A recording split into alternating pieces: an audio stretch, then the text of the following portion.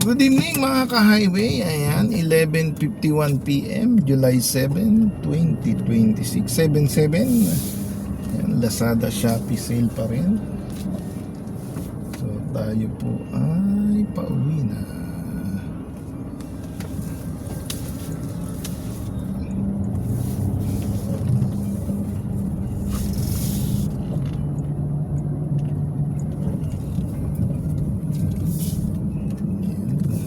Agad-agad tayong makakauwi. Gabi pa rin tayong makakauwi. So, tawid araw driving session po ulit.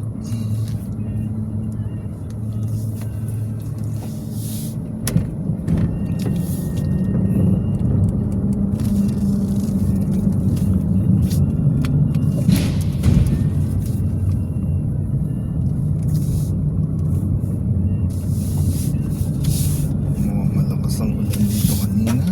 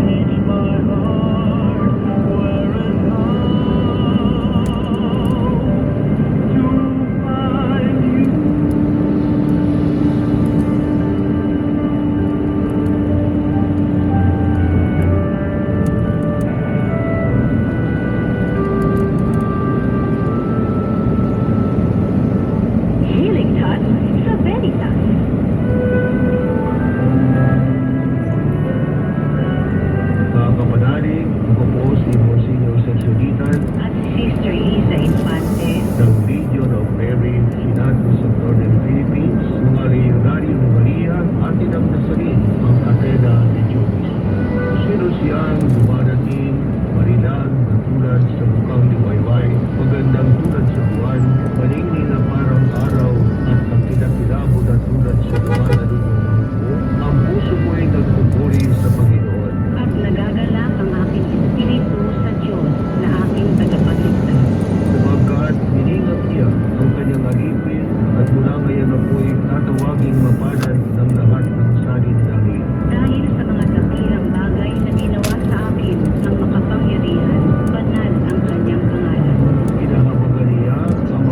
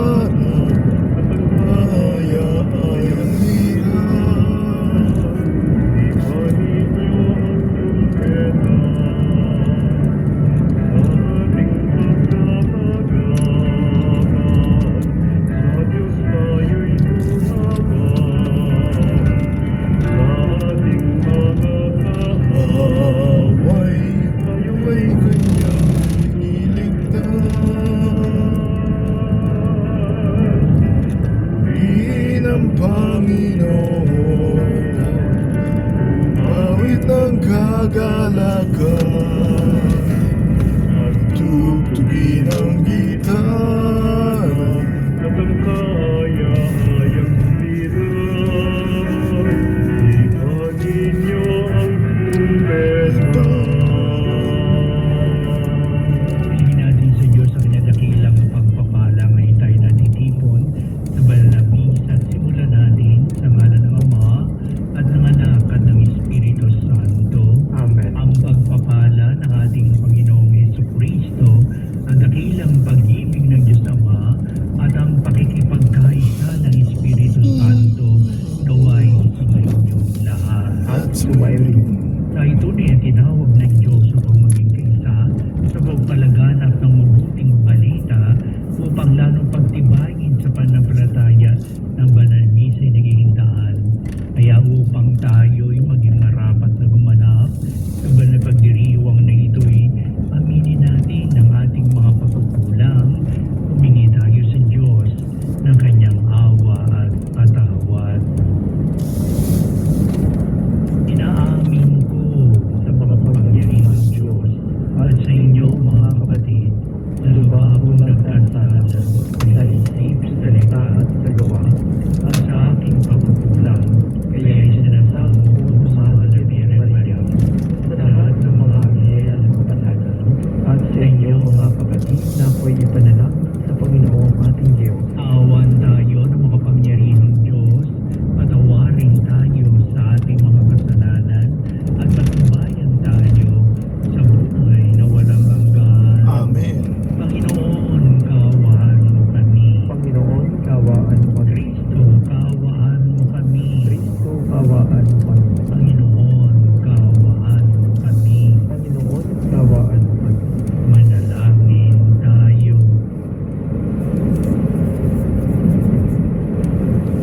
Ama naming makapangyarihan, pakundangan sa pagpapakumbaba ng anak mong masunurin, ibinamin mo sa pagkadapa ang sangkatauhang masuwayin. Ipagkaloob mo sa amin ang banal na pagkagalakan upang kaming sinagip mo sa kalipinan ay magkamit ng iyong ligayang walang katapusan sa pamamagitan ni Jesucristo kasama ng Espiritu Santo magpa sa walang hanggan. Amen. Pagpasimula sa aklat ni Propeta Hosea. Ang Israel ay tulad ng punong ubas na mayabong at higit ng bunga. Habang dumarami ang kanyang bunga, dumarami naman ang itinatayo niyang dambana. Habang umuunlad ang kanyang lupain, ay lalo nilang nagpapala ang mga haliging sinasamba nila. Marumi ang kanilang puso, ngayon dapat nilang pagdurusahan ang kanilang kasamaan. Wawasakin ng Panginoon ang kanilang mga dambana at sisirain ang mga haligi sinamba nila. Di magtatagal at sasabihin nila, wala kaming hari sapagkat hindi kami natatakot sa Panginoon. At ano ang magagawa para sa amin ng isang hari? Ang hari ng Samaria'y mawawalang parang bula. Wawasakin ang mga dambana sa burol ng Aven na naging dahilan ng pagkakasala ng Israel. Pagbubuan ng mga at lawagan ang kanilang mga dambana. Sasabihin nila sa kabundukan, takpan ninyo kami, at sa kabuluran, tabunan ninyo kami. Pagkasing kayo ng katuwiran at mag-aani kayo ng pagpapala bunga ng katapatan ninyo sa akin. Bungkalin ninyo uli ang pinabayaang lupa sapagkat panahon na upang hanapin ang Panginoon. Lalapit siya sa inyo at paulanan kayo ng biyaya. Ang salita ng Diyos. Salamat sa Diyos. Hanapin ang buong lagi sa harap niya manatili. Hanapin ang buong lagi sa harap niya manatili. Siya ay purihin, suubin ng awit ating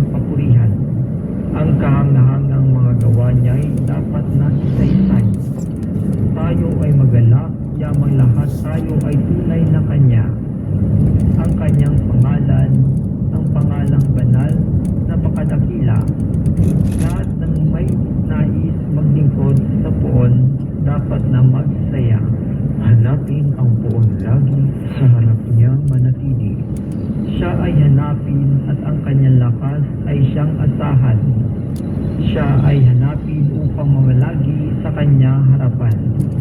Ating bunitain ang kahangahangan niyang mga gawa, ang kanyang paghatol, gayon din ang kanyang ginawang himala. Hanapin ang poon lagi sa harap niya na natili. Ito'y nasaksihan ng mga alipit anak ni Abraham. Gayon din ang lahat ng anak ni Jacob na kanyang hinirang. Ang Panginoong Diyos ay ang Panginoon. Siya ang ating Diyos. Ang kanyang paghatol ay ang nasasaklaw buong sansinukob. Hanapin ang poon lagi sa harap niya manatili.